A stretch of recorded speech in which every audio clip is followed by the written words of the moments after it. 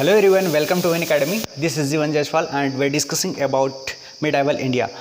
Medieval India के part पर हम लोग चर्चा कर रहे हैं। हम लोग इसमें सल्तनत काल को पीरियड को हम लोगों ने देखा है और आज हम मुग़ल काल पे बात करने चाह रहे हैं। ठीक है, तो इस पे बहुत इंपॉर्टेंट टॉपिक्स हैं और ये एग्ज़ाम पॉइंट ऑफ व्यू से भी काफ़ी इंपॉर्टेंट हो जाता है, तो इस पर बात करेंगे। ओके, सो आइए सब हम स्टार्ट करते हैं। इसके पहले एक छोटा सा इन्फॉर्मेशन है कि हमारे जो निःशुल्क ऑनलाइन क्लासेस हैं उस पर आप ज्वाइन कर सकते हैं। नीचे दिए गए नंबर में स्क्रीन पर आप देख सकते हैं और वहाँ से आप कॉन्टैक्ट कर सकते हैं।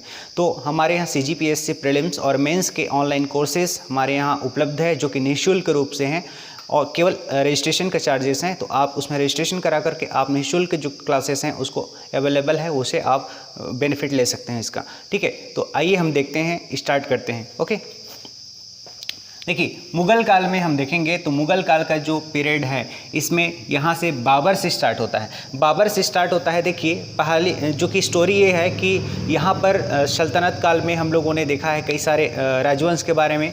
तुगलक के बाद में फिर इसमें सबसे पहले गुलाम वंश आता है। गुलाम वंश के बाद में खिलजी वंश आता है। खिलजी के बाद में तुगलक है, फिर सैयद है, फिर लोदी है। लोदी राजवंश में होता यह है कि लोदी वंश के अंतिम जो शासक होते हैं जिसमें इब्राहिम लोदी वहाँ पर शासन कर रहा था और इब्राहिम लोदी के चाचा जी जिसे दौलत खां कहते हैं या आलम खां भी हैं साथ में, तो इन लोगों ने क्या किया, इसका विरोध किया और विरोध के कारण से क्या किया कि बाबर जो था तो उस बाबर को इनवाइट किया गया कि आइए हमारे यहाँ शासन कीजिए। मतलब कि एक तरह से मतलब कि लड़ाई करने के लिए आने के लिए बोला, कि आक्रमण करने के लिए बोला और आकर के क्या किया जाए, इसे भगाया जाए इब्राहिम लोदी को। तो इस प्रकार से इन्होंने प्लानिंग किया और इनको बुलाया। तो आक्रमण के लिए बाबर आते हैं। बाबर आक्रमण के समय में पहली बार इस तरह से दिल्ली पर आक्रमण करते हैं। इस समय पर दोनों का आमना सामना होता है, इब्राहिम लोदी और बाबर का, और इस प्रकार से पहली बार पानीपत के प्लेस में मैदान में यह लड़ाई लड़ी गई।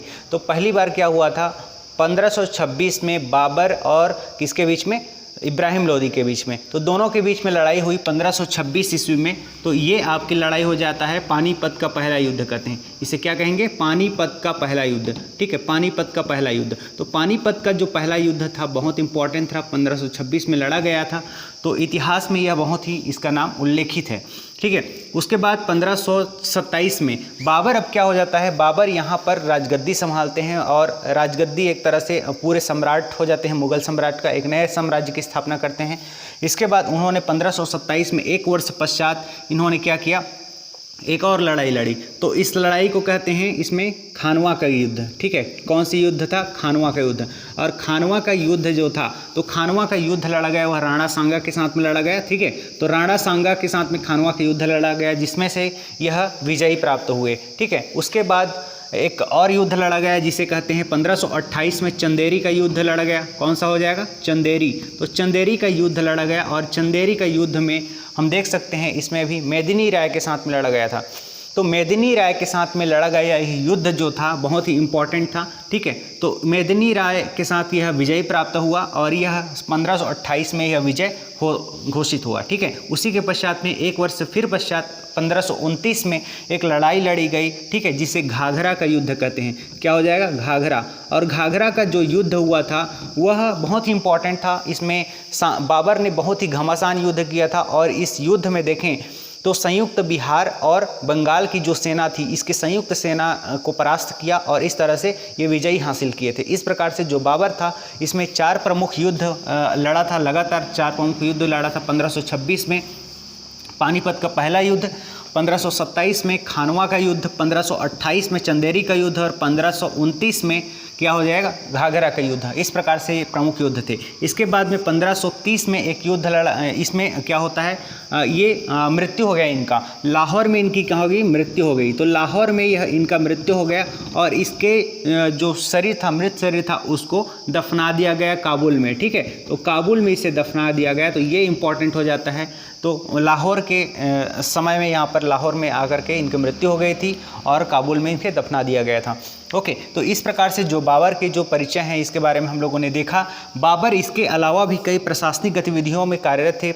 इन्होंने कई महत्वपूर्ण कार्य किए और पहली बार अपने युद्ध नीति के परिणाम स्वरूप उन्होंने एक महत्वपूर्ण युद्ध बोला जाता है जिसे तुगलुमा पद्धति कहते हैं। तुगलुमा, ठीक है, तुलुगमा कहते हैं इसको। तुलुगमा पद्धति को सबसे पहले इन्होंने प्रारंभ किया था, ठीक है। युद्ध के एक महत्वपूर्ण नीति के रूप में इसे माना जाता है और तुलुगमा पद्धति को इन्होंने पहली बार चालू किया था, ठीक है।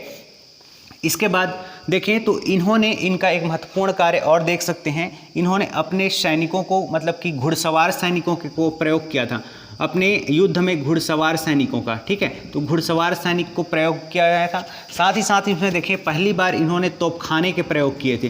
तोपखाना का प्रयोग करने वाला प्रथम शासक था, तो वह कौन था? आपके बाबर हो जाएगा। तो इस प्रकार से अपने युद्ध नीति में इन सारे प्रयोग को उन्होंने पहली बार प्रयोग किया था। ओके, तो ये सारे इंपॉर्टेंट हो जाते हैं। इसके अलावा देखें तो इन्होंने कई सारे कार्य किए थे बाबर ने, जैसे आप देखेंगे तो इन्होंने कई गार्डन्स का निर्माण किया, ठीक है, बगीचों का निर्माण किया। तो मुगल काल में बगीचों के निर्माणकर्ता के रूप में सबसे पहले बाबर आते हैं और इन्होंने कई मुगल गार्डन्स का निर्माण किया, ठीक है। जिसमें आप देख सकते हैं कि जो मुगल गार्डन है आगरा में, साथ ही साथ में दिल्ली में मुगल गार्डन है, राष्ट्रपति भवन के पास में है। तो ये सारी कई आपके मुगल गार्डन्स देखने को मिलेंगे एग्जाम्पल के तौर पर। ओके, तो ये सारे इंपॉर्टेंट्स थे। तो इसके बाद हम पहुँचते हैं आगे। इनका पुत्र था हुमायूं, और हुमायूं जो था बहुत ही एक देख सकते हैं इसके बाद में आए और वास्तविक रूप से इन्होंने एक तरह से साम्राज्य को एक तरह से व्यवस्थित रूप से करने का प्रयास किया। लेकिन इनके व्यवस्था के दौरान ही इनमें एक रुकावट आती गई और वह रुकावट था शेरशाह सूरी। तो रुकावट के संदर्भ में देखें तो शेरशाह सूरी के साथ में इनका जो कि अच्छा से संबंध नहीं था और लगातार इसके बीच में युद्ध होता रहा, और इस लगातार युद्ध होने के परिणाम स्वरूप इनके साथ बहुत महत्वपूर्ण युद्ध होता है। और इस युद्ध में देखें तो हम 1539 ईस्वी में हुआ था, जिसे हम कहते हैं चौसा का युद्ध कहते हैं। कौन सा युद्ध हो जाएगा? चौसा का युद्ध। और चौसा का युद्ध जो हुआ था 1539 ईस्वी में किसके किसके बीच में हुआ था? हुमायूं और शेरशाह सूरी के बीच में हुआ था, ठीक है। तो शेरशाह सूरी और हुमायूं के बीच में चौसा का युद्ध हुआ था। इसी पश्चात हम देखेंगे एक वर्ष पश्चात ही 1540 ईस्वी में कन्नौज का युद्ध हो गया इन्हीं दोनों के बीच में, ठीक है। तो कन्नौज का युद्ध किसके किसके बीच में होता है? हुमायूं और शेरशाह सूरी के बीच में। इसी को बिलग्राम का युद्ध कहते हैं। क्या कहते हैं? बिलग्राम कह सकते हैं या फिर इसी को कन्नौज कह सकते हैं, ठीक है। तो ये सारे इंपॉर्टेंट हो जाते हैं। 1540 में फाइनली रूप से ये हार गया, पराजित हो गया, और पराजित होने के पश्चात ये जा करके अरब के क्षेत्र में ये जा करके एक शरण ले लिए, ठीक है, सिकंदर सूर के साथ में, ठीक है। तो ये सारे इंपॉर्टेंट हो जाते हैं। और सिकंदर सूर के पास में जा करके शरण ले लिया। बाद में यह कुछ समय पश्चात में फिर से आए और इसमें फिर से शेरशाह सूरी के साथ में आक्रमण किया और फिर से लड़ाइयाँ लड़ी, फिर अपनी गद्दी वापस की, अपनी राजसत्ता फिर से वापस हासिल की, ठीक है, 5 वर्ष पश्चात में। तो इस प्रकार से देख सकते हैं ये इस समय के जो काल था, इस समय में 1540 से 1540 में हार गए थे और 1545 तक, ठीक है, 1545 तक ये एक तरह से शरणार्थी के रूप में वो जा करके शरण लिए हुए थे। तो 1540 से देखें तो 1540 से 1545 तक के बीच का जो टाइम पीरियड है, उस समय का जो पीरियड होगा वह किसका काल होगा? इसमें बीच में एक शासक आते हैं जिसे शेरशाह सूरी कहते हैं, और शेरशाह सूरी ने सूर साम्राज्य की स्थापना की थी। तो 1540 से 1545 के बीच में शेरशाह सूरी ने एक तरह से नए राजवंश की स्थापना कर दी थी, और यह जो राजवंश था सूर साम्राज्य, ठीक है। तो सूर साम्राज्य के नाम से जाना जाता है। इसके अलावा भी आप देखोगे तो यह इंपॉर्टेंट यह हो जाता है कि शेरशाह सूरी ने कई सारे महत्वपूर्ण काम किए, जिसमें से आप देखोगे सड़क ए आजम कहा जाता है। इसे क्या कहते हैं? सड़क ए आजम। सड़क ए आजम का मतलब होता है ग्रांड ट्रक रोड, ठीक है। इसी को क्या कहते हैं? Grand truck road. और ग्रांड ट्रक रोड था जो कि दिल्ली से कलकत्ता तक इसका निर्माण किया गया है। मुख्य रूप से देखें तो लाहौर से है। तो इस प्रकार से जो ग्रांड ट्रक रोड है उसका निर्माण शेरशाह सूरी ने किया था, जो कि वर्तमान में एक हाईवे के रूप में हम देखते हैं NH1 NH2 को। तो उसी प्रकार से हम इसके अलावा शेरशाह सूरी ने दिल्ली में एक पुराने किले का निर्माण करवाया था। कहाँ करवाया है? दिल्ली में एक पुराना किला का निर्माण करवाया है। और पुराना किला जो था बहुत ही महत्वपूर्ण है, और पुराना किला के अंदर में एक किला मस्जिद का निर्माण करवाया है, और इस मस्जिद का नाम है किला ए कुहना। क्या कहते हैं इसे? किला ए कुहना। तो किला ए कुहना नाम का एक मस्जिद का निर्माण करवाया है। ये मस्जिद हो जाएगा, ये पुराना किले के अंदर में है। इस प्रकार से ये जो व्यवस्था है उसको शेरशाह सूरी ने करवाया था। बहुत इंपॉर्टेंट हो जाता है शेरशाह सूरी के ये जो कार्य हैं। तो इस प्रकार से शेरशाह सूरी 5 वर्षों तक के शासनकाल को संभालते हैं, 1540 से लेकर 1545 ईस्वी तक। इस प्रकार से आगे चल करके देखें, फिर से हुमायूं ये अपने सिकंदर सूर के नेतृत्व में फिर से एक सैनिक सेना का गठन किया, और उसे फिर से दिल्ली पर आक्रमण किया। दिल्ली पर आक्रमण करने के पश्चात ये एक तरह से देखें तो फिर से शक्तिशाली हो गए थे। अब बाद में आगे चल करके शेरशाह सूरी को परास्त कर दिया और इस तरह से फिर से राजगद्दी पर बैठ गए। फिर से इसमें कुछ समय पश्चात ही ये लाइब्रेरी से नीचे उतर रहे थे और लाइब्रेरी फर्स्ट फ्लोर में था, तो इस तरह से लाइब्रेरी से उतरते हुए क्या कर दिया, इनकी मृत्यु हो गई, लड़खड़ाते हुए मृत्यु हो गई। तो कहा जाता है कि एक प्रमुख इतिहासकार ने कहा है कि ये जो इसमें हुमायूं था वह अपने लड़खड़ाते लड़खड़ाते ही ये मर गया। ठीक है, तो पूरी ज़िंदगी ये लड़खड़ाते लड़खड़ाते मर गया। तो इस तरह से इसका लड़खड़ाते हुए मतलब एक तरह से विचलन रहा है पूरी ज़िंदगी इसकी। तो आगे चल करके देखेंगे तो हुमायूं के जो पुत्र हैं उसका नाम है अकबर। ठीक है, तो अकबर के बारे में देखिए, अकबर बहुत इंपॉर्टेंट है, अकबर के बारे में हम चर्चा करेंगे। इसमें अकबर जो था वो एक तरह से सहिष्णु शासक था और सभी धर्मों को मानने वाला था। इसमें इनका जन्म होता है 1542 में 1542 में, और यह इनका जो जन्म होता है 1542 में। इसके बाद में ये बहुत ही कम अवस्था में थे क्योंकि हुमायूं की मृत्यु हो गई थी और तब उस समय ये एक तरह से बाल्यावस्था में था। तो अकबर को संरक्षण करने के लिए बैरम खां आते हैं। बैरम खां जो कि सेनापति के रूप में भी कार्य कर रहे थे और इन्होंने संरक्षण पे रखा था, तो संरक्षण के तौर पर भी काम करना शुरू कर दिया था। तो इस प्रकार से अकबर के संरक्षण में बैरम खां ने कई सारे काम किए थे। इसमें एक युद्ध लड़ा था जिसे हम कहते हैं पानीपत का दूसरा युद्ध। ठीक है, पानीपत का दूसरा युद्ध जो हुआ था वो 1500 कब हुआ था, 56 में हुआ था। तो 1556 में पानीपत का युद्ध हुआ था। याद रहेगा कि 1526 में हम लोगों ने पानीपत का पहला युद्ध देखा था, याद है हमें, और उसी प्रकार से 1556 का युद्ध जो था यहाँ पर हम देख रहे हैं। तो 1556 पानीपत का दूसरा युद्ध हो जाएगा। ठीक है, तो इस प्रकार से इंपॉर्टेंट है। देखिए 1552 का जो समय है, टाइम पीरियड है, वह इंपॉर्टेंट है। इसमें देखेंगे तो इस समय इसका राज्याभिषेक हुआ था। क्या हुआ था? राज्याभिषेक। और इसी समय हम इसे याद रखते हैं। इसी बीच में हम देखेंगे 1556 में पानीपत का युद्ध हुआ था। 1563 में देख सकते हैं, 1563 में एक महत्वपूर्ण घटना हुई थी। ठीक है, तो इस तरह कई इंपॉर्टेंट चीज़ें हैं जो कि इंपॉर्टेंट याद रखने वाली बातें हैं सारी के सारे। ठीक है, इन्होंने तीर्थ यात्रा कर पर प्रतिबंध लगा दिया था। ठीक है, तीर्थ यात्रा कर प्रतिबंध कब लगाया था? इस समय लगाया था, तीर्थ यात्रा कर पर। ठीक है, तीर्थ यात्रा कर, तो तीर्थ यात्रा कर पर क्या कर दिया था? प्रतिबंध लगा दिया था, जो कि हिंदुओं पर लगाया गया था। ठीक है, याद रखना है। इसी के साथ में जजिया कर को समाप्ति कर दी थी। क्या कर दिया था? जजिया कर को क्या कर दिया था? समाप्त कर दिया था 1564 में। तो 1564 के ईस्वी बहुत इंपॉर्टेंट हो जाता है। आप देखेंगे इसके पहले ऐतिहासिक पृष्ठभूमि पर तो बात करें कि जजिया कर को लागू करने वाला जो शासक था वह अलाउद्दीन खिलजी था। ठीक है, तो अलाउद्दीन खिलजी ने क्या कर दिया था फिर से मतलब अलाउद्दीन खिलजी एक तरह से उसको किया था। साथ साथ में आप फिरोज शाह तुगलक को भी देख सकते हो। फिरोज शाह तुगलक जो कि बहुत इंपॉर्टेंट था, फिरोज शाह तुगलक ने जजिया कर को फिर से लागू कर दिया था। तो इस तरह से इसने क्या कर दिया? समाप्त कर दी। इसके बाद देख सकते हैं 1571 में एक महत्वपूर्ण घटना होती है, 1571 में देख सकते हैं।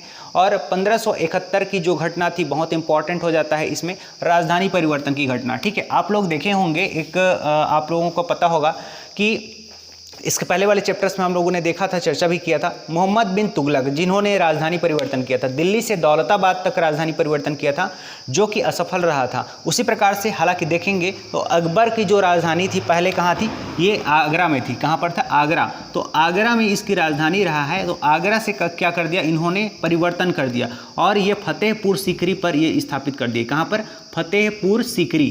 फतेहपुर सीकरी जो कि बहुत इंपॉर्टेंट है और आगरा से बहुत ही करीब में है। ठीक है, तो इसलिए फतेहपुर सीकरी को इन्होंने राजधानी परिवर्तन किया। कब किया था इन्होंने? 1571 में इन्होंने राजधानी परिवर्तन किया था। ठीक है, तो ये सारी इंपॉर्टेंट हो जाते हैं। उसके बाद 1574 में क्या घटना हुई थी? देखिए 1574 में इन्होंने क्या किया था?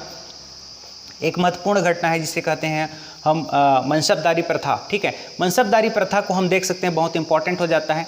और मनसबदारी प्रथा की इन्होंने क्या किया था? प्रारंभ किया था। ठीक है, मनसबदारी प्रथा को प्रारंभ किया था। तो इस प्रकार से जो घटना है 1574 की जो घटना है, ठीक है, तो उसी प्रकार से इबादत खाने की जो घटना थी इसमें लिख सकते हो दोनों में। ठीक है, इबादत खाना, इबादत खाने की स्थापना। ठीक है, इबादत खाने की क्या है? स्थापना किया था 1575 में। ये है मनसबदारी प्रथा। मनसबदारी प्रथा को समझ लीजिए, मनसबदारी प्रथा। देखिए मनसबदारी जो प्रथा होता है वो बहुत इंपॉर्टेंट है। एक तरह से देखो इक्तादारी प्रथा कहते हैं या फिर जमींदारी प्रथा कहते हैं, उसी तरह से ये भी मनसबदारी प्रथा होती है। मनसबदारी प्रथा में हम दो तरीके से देखेंगे, इसमें दो पद महत्वपूर्ण होते थे। इसमें एक होता है जात कहते हैं और दूसरा होता है सवार, ठीक है। तो एक जात और दूसरा सवार, तो दो प्रकार के ये पद हुआ करते थे, जिसमें व्यक्तिगत रूप से और एक तरह से जो कि सूचित करता है, दो महत्वपूर्ण पदों को सूचित करता है। तो मनसबदारी प्रथा जो था इसमें लागू किया था, शुरुआत किया था 1574 में। 1575 में इबादत खाने की शुरुआत की थी और इबादत खाने जो था वह पूजा गृह था। क्या था? इसे कहते हैं पूजा गृह। और पूजा गृह जो कि इबादत खाने, सभी धर्म के लोग यहाँ पूजा करने इबादत खाने के लिए आते थे इस प्रकार से। तो ये इंपॉर्टेंट है। 1579 में जो था इन्होंने मजहर की स्थापना की थी, मजहर की घोषणा की थी, ठीक है। क्या किया था? मजहर की घोषणा। तो मजहर की घोषणा, ठीक है, मजहर की घोषणा किया था। ये कब था? 1579, 1579 में, 1579 में मजहर की घोषणा की थी, ठीक है। इसके साथ ही साथ देख सकते हैं इसमें 1582 में एक महत्वपूर्ण जो घटना है 1582 में, वह है आपके दीन ए इलाही की स्थापना, ठीक है, दीन ए इलाही। और दीन ए इलाही जो था वो बहुत इंपॉर्टेंट है, ठीक है, दीन ए इलाही। और दीन ए इलाही एक तरह से धर्म था, नया धर्म था अकबर का, जो कि इन्होंने प्रारंभ किया था। इसमें सभी धर्म के लोग इस धर्म को स्वीकार कर सकते थे, इसके मान सकते थे। तो इस प्रकार से इसे छूट प्रदान की गई थी। तो बहुत इंपॉर्टेंट है ये इसमें दीन ए इलाही, ठीक है। लेकिन हालांकि माना जाता है कि दीन ए इलाही सक्सेस नहीं हो पाया और इसमें केवल उसका जो एक महत्वपूर्ण व्यक्ति था, जो साथी था, जिसे बीरबल कहते हैं, जो कि उसी ने केवल इसे स्वीकार किया था, ठीक है। तो इस प्रकार से देख सकते हैं कि अलग अलग जो क्रियाकलाप हैं इसमें अलग अलग कार्य हैं अकबर के। इन सारी चीज़ों को हम लोगों ने देखा, काफ़ी अच्छे से इम्पॉर्टेंट है इसको। इसके बाद अकबर के बाद में हम देखेंगे तो एक महत्वपूर्ण शासक आते हैं इसके उत्तराधिकारी के रूप में, ठीक है। तो इसको हम मिटा देते हैं, फिर आगे चलते हैं, देखते हैं। तो अकबर के बाद में देखिए, अकबर के बाद में हम देखते हैं तो एक महत्वपूर्ण शासक जिसे कहते हैं, इसका पुत्र है और इसका जहांगीर, ठीक है। तो जहांगीर को देखिए, तो जहांगीर ने कई सारे महत्वपूर्ण कार्य किए। जहांगीर के शासनकाल में एक प्रमुख थे अर्जुन देव, ठीक है। कौन है? अर्जुन देव। अर्जुन देव को देख सकते हैं, तो अर्जुन देव की इन्होंने हत्या करवा दी थी। किसकी? अर्जुन देव की। गुरु अर्जुन देव ये सिख धर्म के एक धर्म गुरु थे, छठवें, इसमें देख सकते हैं। तो ये सारे इंपॉर्टेंट 5वें धर्म गुरु थे, ठीक है। तो 5वें गुरु कहते हैं अर्जुन देव की। अर्जुन देव की इसने हत्या करवा दी। किसने? जहांगीर ने। तो जहांगीर जो थे वे एक तरह से चित्रकार थे और इनके शासनकाल में कई सारे जो चित्रकार थे इसके शासनकाल में एक तरह से रहते थे, विद्वान रहते थे, ठीक है। तो ये अर्जुन देव की हत्या करवा दी दिल्ली के चांदनी चौक के पास में, ठीक है। क्यों किया? क्योंकि इसका कारण ये था कि जहांगीर का जो पुत्र था खुसरो खां, जिसको एक तरह से हेल्प कर रहा था, मदद कर रहा था, उनकी सहायता कर रहा था, इसलिए अर्जुन देव की हत्या करवा दिया, ठीक है। तो ये इसके लिए ये संदर्भ हम देख सकते हैं। जहांगीर का जो था शासनकाल है बहुत ही महत्वपूर्ण रहा है अकबर के पश्चात और इस पर एक तरह से जो शासन थे बहुत ही अच्छा चल रहा था। इन्होंने सबसे पहली बार पित्रादुरा का प्रयोग करवाया था, ठीक है, पित्रादुरा।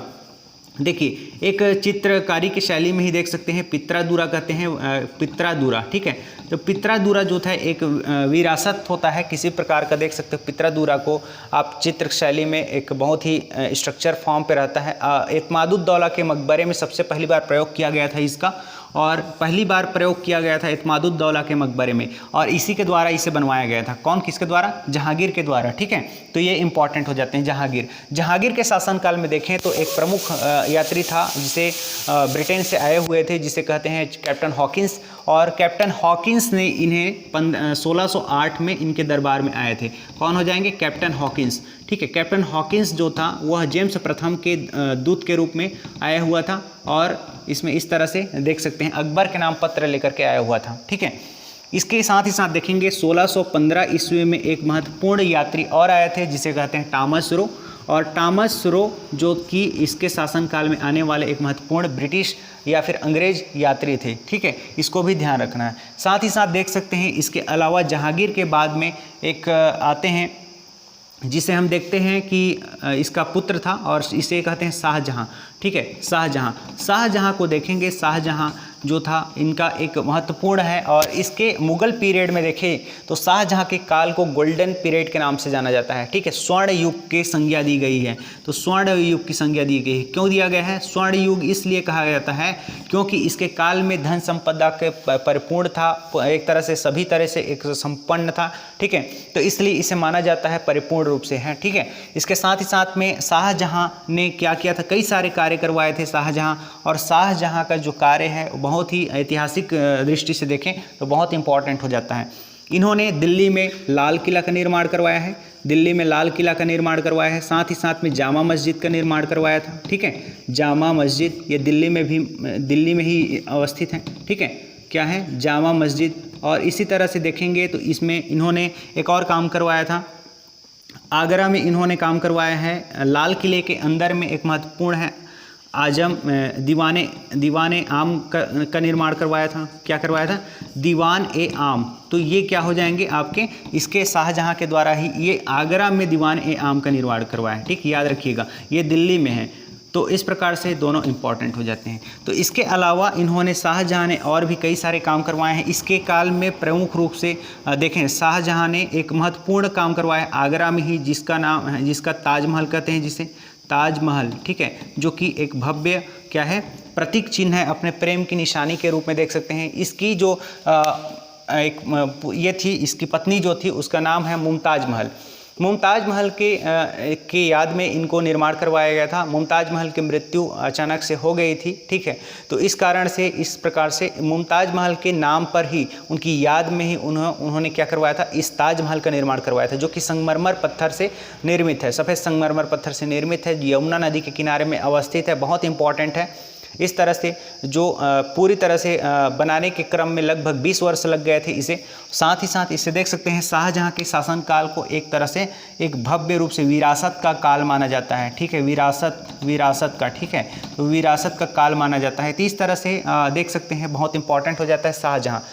इसके आगे हम देखें, शाहजहाँ के बाद में इनका पुत्र आता है, ठीक है, जिसे हम क्या कहते हैं, औरंगजेब। ठीक है, औरंगजेब को देखें तो औरंगजेब भी बहुत इंपॉर्टेंट हैं, और औरंगजेब जो कि इस शासनकाल में देखें तो औरंगजेब का स्थान बहुत ही महत्वपूर्ण रहा है। औरंगजेब को हालांकि देख सकते हैं, माना जाता है कि यह एक जो शासक था वह एक कट्टर था। ठीक है, कट्टर प्रकार का शासक था औरंगजेब, लेकिन उन्होंने क्या किया था, अपने शासन प्रशासन में सभी लोगों को हिस्सेदारी दी थी। ठीक है, मतलब अपने प्रशासन में एक तरह से देख सकते हैं कि इन्होंने सभी लोगों को, यहाँ तक कि सेनापति के तौर पर भी इन्होंने हिंदुओं को इन्होंने अपने प्राथमिकता दी, राजपूतों को प्राथमिकता दी, सिखों को प्राथमिकता दी।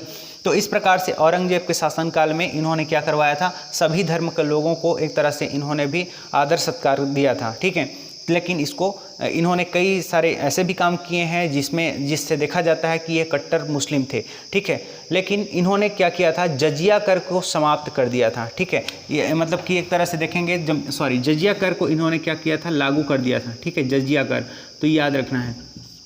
इसके अलावा देखेंगे कई ऐसे करेंगे, तीर्थ यात्रा कर मुस्लिमों पर तीर्थ यात्रा कर को क्या कर दिया था, इसने हटा दिया था। ठीक है, मुस्लिमों के तीर्थ यात्रा कर पर हटा दिया था।